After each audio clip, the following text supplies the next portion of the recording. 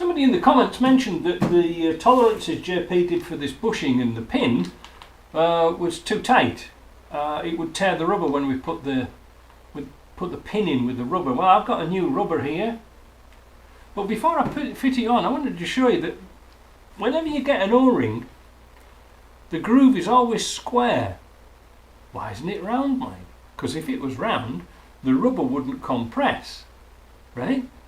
What happens is, when it goes into a tight aperture, the rubber compresses and goes into all the little corners and tightens up, thus making a good seal. Now I'm going to put the O-ring on, and I've got some of my favourite Vaseline here.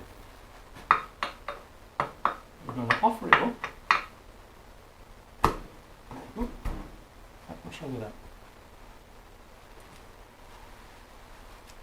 Now JP has like 40 odd years of machining experience, high pressure pumps, high pressure cylinders. He should know. I hope you like that. That's the same sort, so that's what we're working with now. The thing is, that bushing and that pin in there are together, they're a matching pair. So that shaft is going to have a hard time moving and chattering about, and that means no oil leaks.